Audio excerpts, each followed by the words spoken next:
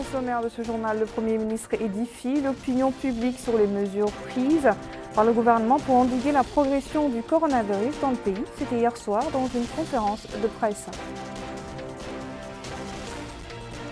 Le ministre de la Santé réceptionne une quantité de matériel médical, dont du Royaume du Maroc, pour soutenir la lutte contre le nouveau Covid. La situation épidémiologique du pays a été marquée ces dernières 24 heures par 101 nouveaux cas de contamination au coronavirus, 21 guérisons et 4 décès. Voilà pour les titres. Bonsoir à tous. Comme annoncé dans les titres hier soir, le Premier ministre avait tenu une conférence de presse au Palais des Congrès de Nouakchott, au cours de laquelle il s'est apaisanti sur les efforts déployés par le gouvernement pour lutter contre la pandémie de la Covid-19, entre autres. Ismaël Bedecher Sidia a également discuté de la vision du gouvernement post-Covid et des enseignements à tirer de cette pandémie. Abdelrahman Hamadan nous fait le compte-rendu. Une conférence de presse tenue hier soir dans l'ancien palais des congrès à Nouakchott, le Premier ministre M. Ismaël Ould Cheikh Sidia a expliqué que le président de la République M. Mohamed Ould Cheikh El Ghazouani a créé depuis son arrivée au pouvoir un climat permettant à tous les citoyens mauritaniens de contribuer à la construction de leur pays. Il a ajouté que le souci premier du gouvernement est de servir les citoyens où qu'ils se trouvent et de leur fournir diverses conditions appropriées conformément aux instructions de son Excellence le Président de la République. Ould Cheikh Sidia a indiqué que l'intervention supervisée vendredi dernier par le Président de la République, qui bénéficiera à plus de 186 000 familles, constitue la deuxième intervention de la Délégation nationale de solidarité sociale et de lutte contre l'exclusion, d'ASO, après sa première intervention dans laquelle des denrées de base ont été fournies à quelques 30 000 familles. Le Premier ministre a souligné que la fourniture d'une assistance en espèces a été effectuée selon des critères qui prennent en compte la nécessité de faire parvenir cette aide en un temps record et simultanément à ceux qui le méritent sur l'ensemble du territoire national dans un délai d'environ 15 jours. Il a indiqué que ces programmes mis en œuvre par la délégation TAZOUR font partie intégrante d'autres programmes visant à améliorer les conditions des couches vulnérables de notre société, réitérant l'engagement du gouvernement d'être clair avec l'opinion publique et d'édifier les citoyens sur les questions qui les intéressent. Il a saisi également l'occasion pour féliciter les équipes médicales, paramédicales et les forces de l'ordre pour le travail remarquable qu'elles ont accompli avant de faire état d'un plan préventif anti-Covid-19 qui a réussi à limiter la propagation de l'épidémie. Il y a aussi un ensemble de mesures qui concourent à lutter contre la pandémie à travers notamment l'élargissement de l'assiette des examens et la participation d'un grand nombre de jeunes volontaires au processus de sensibilisation et d'éducation, ce qui contribue à mieux connaître les personnes atteintes. Aujourd'hui, ajoute-t-il, nous avons un plan de gestion de la pandémie à un rythme accéléré. Les mesures prises permettront de vaincre la maladie. Toutefois, les populations ont une part de responsabilité qu'elles doivent assumer. L'évolution de la pandémie nous conduit parfois à durcir des mesures et parfois à les alléger. En tout état de cause, nous allons renforcer le système sanitaire et travailler sur l'après-Covid-19. Nous avons obtenu 55% du financement de notre programme de riposte et cette épreuve va nous permettre de sortir avec un système sanitaire performant et une population plus consciente et mieux préparée aux crises. La Covid-19 nous a appris à compter sur nous-mêmes. Notre priorité est d'axer sur les programmes sociaux qui sont en étroite relation avec le vécu quotidien des citoyens, a-t-il ajouté. Réagissant à une question sur la montée en flèche de la maladie ces derniers temps, le Premier ministre a précisé que cette situation nous a montré que la maladie existe parmi nous et pour y faire face, nous allons intensifier les tests et redoubler les efforts de sensibilisation sur le dépistage. Ce sont les seuls moyens qui permettent de maîtriser la situation. Au sujet du programme de distribution des allocations financières, le Premier ministre a expliqué que ce programme, qui cible 200 000 familles pauvres, constitue un rajout aux interventions annoncées dans les discours du Président de la République le 25 mars et qui concerne seulement 30 000 familles nécessiteuses. Le Président de la République a pris cette initiative après avoir constaté la situation difficile créées par les mesures préventives pour les ménages pauvres. Il a ajouté qu'avec ces aides financières, l'État aurait dépensé plus de 6 milliards d'ouguiya. Ce programme, dit-il, s'appuie dans les choix des bénéficiaires sur des critères de pauvreté attestés par les communautés locales et les bases de données disponibles à la délégation Ta'azour. Sa gestion se déroule dans la transparence totale, aussi bien au niveau de l'identification des bénéficiaires qu'à celui de la distribution des fonds.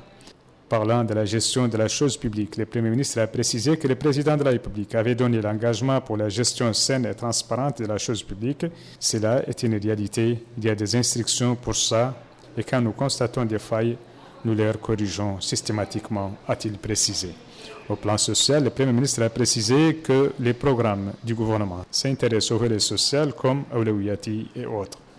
Répondant à une question relative au transport entre les villes, le Premier ministre a indiqué que son gouvernement est prêt à faire tout ce qui ne porte pas atteinte à la santé des citoyens et que l'ouverture des transports sera étudiée et effectuée graduellement. S'agissant de la prière du vendredi, le Premier ministre a précisé que sa suspension a été faite sur la base d'une fatwa des ulémas qui tient compte des risques qu'elle peut engendrer. Le Premier ministre a saisi cette opportunité pour exhorter ceux qui se rendent au marché à veiller à respecter des mesures préventives. Au sujet des avantages qui peuvent être tirés des moratoires sur la dette extérieure, le Premier ministre a précisé que les moratoires ne constituent pas en soi une solution et que le président de la République, en sa qualité de président en exercice du G5 Sahel, avait demandé l'effacement total de la dette. Nous souhaitons que cette initiative aboutira, a-t-il indiqué. Réagissant à une question sur la situation inquiétante de la maladie ces derniers temps, le Premier ministre a rappelé que les mesures prises dès l'apparition de la pandémie ont donné de bons résultats et sans eux, la situation aurait été catastrophique. Nous avons gagné une première bataille et aujourd'hui, nous faisons face à la circulation interne du virus. C'est une situation nouvelle qui nécessite une stratégie nouvelle. Nous faisons maintenant beaucoup de tests et nous allons l'accroître encore, a-t-il dit. M. Ismaïl Ould Cheikh Sidia a précisé qu'avant cette stratégie, les pays avaient des structures sanitaires délabrées, un manque cruel d'équipements et un personnel peu motivé. Pour faire face à cette situation, nous avons multiplié notre capacité d'accueil par 7 ou 8 et acquis de nouveaux équipements de protection. Au sujet de la reprise des cours, le Premier ministre a précisé que le département concerné ont élaboré un plan prévoyant la reprise des cours au mois de septembre et novembre. Nous n'allons pas avoir une année blanche et l'année scolaire 2020-2021 sera un grand succès, a-t-il conclu. Voilà, vous pourrez suivre l'intégralité de la conférence de presse avec le Premier ministre juste après ce journal. Nous restons avec les activités des membres du gouvernement. Le ministre de la Santé a réceptionné aujourd'hui à l'aéroport international de Nouakchott, Tounsi, une quantité de matériel médical fourni par le Royaume du Maroc. Cette aide contribuera à soutenir les efforts de la Mauritanie pour endiguer la propagation de la pandémie. Aminata Khan. Ces deux avions équipés de matériel médical proviennent du Royaume du Maroc et visent à soutenir notre pays pour faire face à la pandémie du Covid-19. Les avions sont équipés des médicaments et moyens de protection pour le personnel médical, des vêtements et des outils de stérilisation, mais également des masques. Supervisant la cérémonie de réception de ce don, le ministre de la Santé, Dr Mohamed Nadirou Ould Hamid, s'est exprimé et il a déclaré en substance. C'est un honneur pour moi d'être à côté de vous pour recevoir aujourd'hui au nom du gouvernement mauritanien ce don important de notre pays frère, le Royaume du Maroc.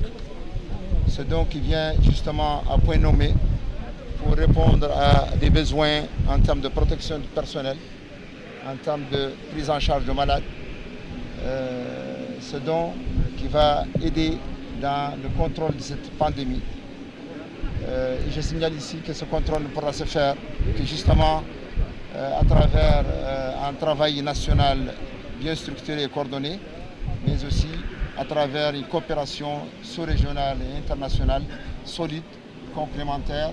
Et je pense que le don aujourd'hui vient dans ce sens. L'ambassadeur du Royaume du Maroc dans notre pays s'est exprimé. La composition de Solo est essentiellement faite de matériel de protection sanitaire.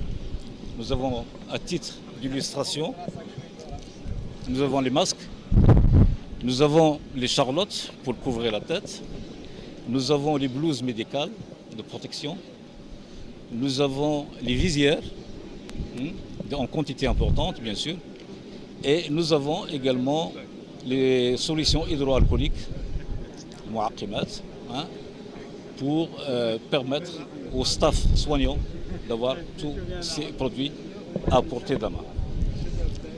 À cela s'ajoute bien entendu un lot important de médicaments, essentiellement la chloroquine et l'azithromycine, qui est le protocole retenu dans le traitement aujourd'hui de Covid-19. Je pense que tous ces équipements sont en nombre suffisant et qui vont permettre à nos frères mauritaniens de continuer à faire face à cette pandémie. La réception de ce don s'est déroulée en présence du directeur de la coopération bilatérale au ministère des Affaires étrangères et de la coopération, ainsi que des fonctionnaires du ministère de la Santé et un certain nombre de membres du personnel de l'ambassade du Royaume du Maroc dans notre pays.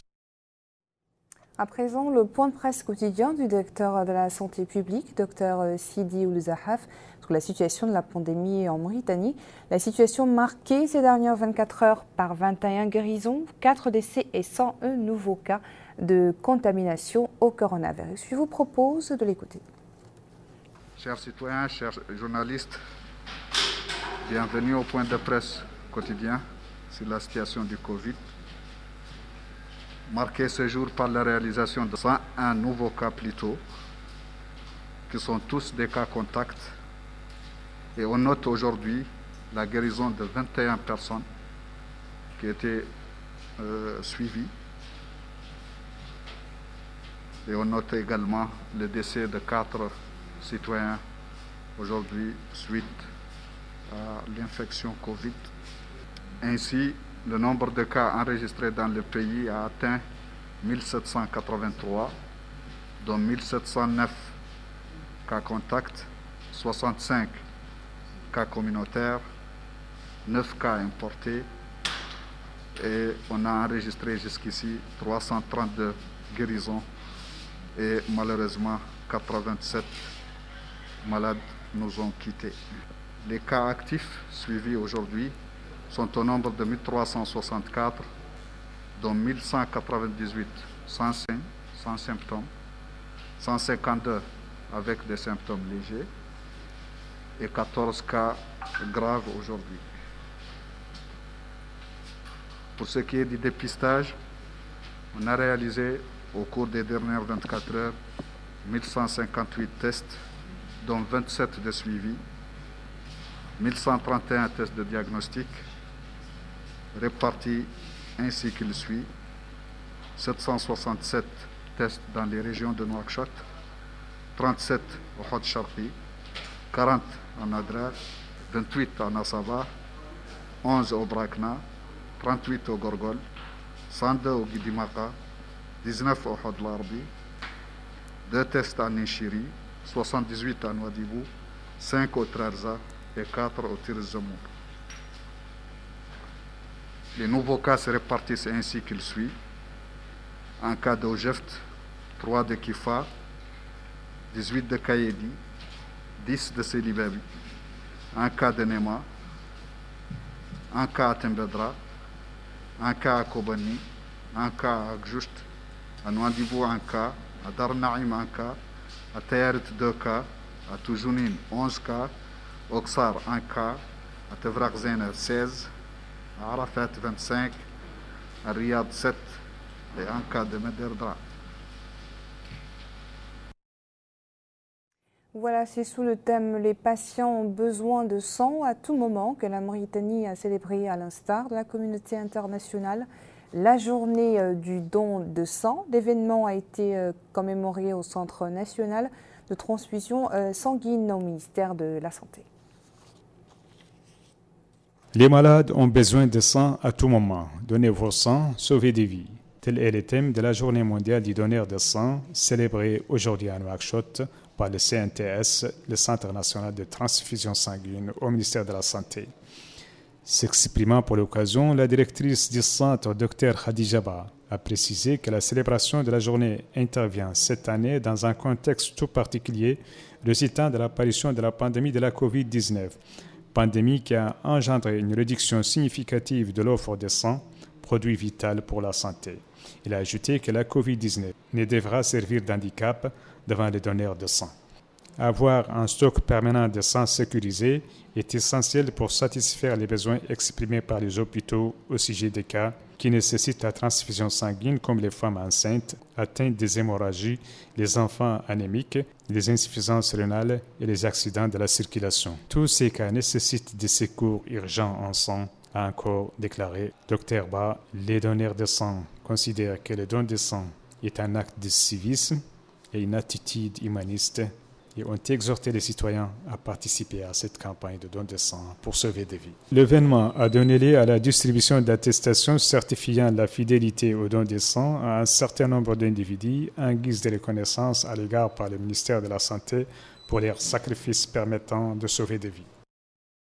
La commune de Tayaret a lancé une campagne de sensibilisation axée sur les dangers de la pandémie de la Covid-19. Le lancement de cette campagne s'est déroulé en présence du wali de la wilaya de Nouakchott Nord, du maire de la Muqata'a et de plusieurs organisations de la société civile. Yedali Fall. La commune de Tayaret continue sa lancée dans la sensibilisation de ses habitants contre la pandémie du coronavirus. Cette commune est l'une des plus touchées par la COVID-19 dans notre pays. Le wali de Nouakchott Nord explique que cette campagne vise, selon lui, d'abord tous les endroits connus comme étant des lieux de rassemblement. C'est le cas des marchés, des dispensaires, des mosquées, etc. Elle sera marquée, a-t-il dit, par la distribution de produits de désinfection, de masques et de gants. Dans un mot prononcé à cette occasion, le maire de Tayaret a expliqué que cette campagne se fonde essentiellement sur les ressources humaines et que pour cela, elle a déjà recensé 147 quartiers et compte 793 cadres qui ont déjà manifesté leur disponibilité à accompagner cette action. La mairie de Tayaret a déjà entrepris plusieurs actions concrètes pour lutter contre la pandémie du coronavirus. La Muqata'a de Tawarzena est la plus touchée par la pandémie du coronavirus. Une raison de plus qui a poussé les organisations de la société civile et la mairie de la Muqata'a d'unir leurs efforts afin de freiner l'avancée de la Covid. Aminata Khan nous explique. C'est dans l'enceinte de la commune de Tawarzena que le wali de la wilaya de Nouakchott-Ouest a donné le coup d'envoi de cette vaste campagne de sensibilisation prévue pour du jour. S'exprimant, Abdelrahman Oulal Hassan, wali de la wilaya de Nouakchott-Ouest, a indiqué que cette vaste opération de sensibilisation va sans nul doute renforcer les efforts déjà déployés par le gouvernement. Plusieurs unités de stérilisation vont être réparties dans les différentes avenues que compte cette Muqata'a. Le maire de la Muqata'a de Tawarzena, Taleb Oul Mahjoub, a d'emblée remercié les organisations des jeunes, mais également le club de Tawarzena et les organisations de la société civile qui participent à cette campagne de sensibilisation. Il a indiqué qu'ensemble, nous arriverons à bouter hors de chez nous ce virus destructeur. Participent à cette vaste campagne de sensibilisation des jeunes volontaires, mais également des membres des organisations de la société civile et des joueurs du FC Tawarzena. Voilà, direction Tamchakat, dans la wilaya du Hod el-Gharbi, où les campagnes de sensibilisation s'intensifient. L'objectif de ces campagnes est d'inciter les habitants au respect strict des mesures barrières. Abdelrahman Hamadan. Les efforts de sensibilisation sur les gestes barrières au niveau de la Muqata'a de Tamchakat relevant de la wilaya du Hod el-Gharbi se poursuivent et s'intensifient. Les autorités administratives régionales et la société civile s'activent dans la sensibilisation pour sauver la population de cette pandémie mondiale. Au vu de son caractère pastoral, la Muqata'a de Tamchakat a bénéficié d'une quantité d'aliments de bétail estimée à 1580 tonnes destinées aux éleveurs. Selon les autorités régionales, 1191 tonnes sont d'ores et déjà dans les magasins de la Muqata'a parmi lesquels 768 tonnes ont été distribuées à quelques 5000 éleveurs. La Muqata'a dispose également d'un centre de santé où un personnel de santé fournit les soins nécessaires aux citoyens. Selon le médecin-chef du centre de santé de Tamshikot, ce centre de catégorie A de la pyramide sanitaire nationale souffre d'un manque d'équipements et des bâtiments et a besoin d'un laboratoire pour faire les analyses. Malgré ces insuffisances en termes d'équipement sanitaire, le centre dispose d'une ambulance et d'un véhicule tout-terrain. À quelques 100 mètres de ce centre, un centre de santé moderne a été construit depuis l'année 2014, mais pas encore inauguré. Le médecin-chef lance un appel aux autorités sanitaires pour mettre ce centre en service et fournir les équipements médicaux et les personnels nécessaires pour rapprocher les services de santé des citoyens de la Muqata'a de Tamshikot. Au nord du pays, à Dakhlet Nouadhibou, plus précisément à Boule-Noire, la municipalité a organisé en coopération avec le mouvement des scouts une activité de sensibilisation sur la nécessité de renforcer les mesures préventives contre la pandémie. Yed Alifal. Le calme apparent qui règne à Boule-Noire en dit long sur la prudence que les habitants de cette commune affichent face à la pandémie du coronavirus. La sensibilisation contre ce fléau est au cœur des préoccupations des populations. Tous ceux qui ont été interrogés par notre reporter ont exprimé leurs vives préoccupations face à cette pandémie. La commune a lancé une opération de sensibilisation qui vise à ancrer dans les esprits des habitants de la cité la pratique systématique des mesures barrières. Le maire de Boule-Noire explique que ce sont des hommes et des femmes qui sont sur le terrain pour la sensibilisation. Les scouts de Dakhlet Nouadhibou sont en premier rang dans la campagne de sensibilisation lancée par la commune de Boule-Noire. Voilà, c'était donc le dernier élément de ce journal. Merci à vous de nous avoir suivis. Retour sur les principaux titres. Le Premier ministre édifie l'opinion publique sur les mesures prises par le gouvernement pour endiguer la progression du coronavirus dans le pays. Entre autres, c'était hier soir dans une conférence de presse. Le ministre de la Santé réceptionne une quantité de matériel médical du Royaume du Maroc pour soutenir la lutte contre le coronavirus. La situation épidémiologique du pays a été marquée ces dernières 24 heures par 101 nouveaux cas de contamination au Covid, 21 guérisons et 4 décès.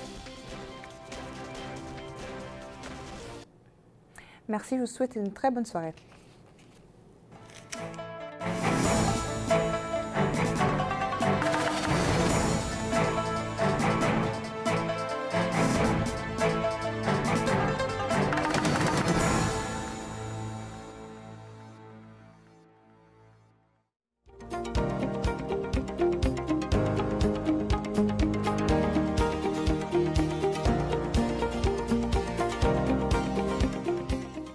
Connecter, envoyer des SMS ou appeler à l'étranger, c'est maintenant possible grâce au nouveau forfait gratuit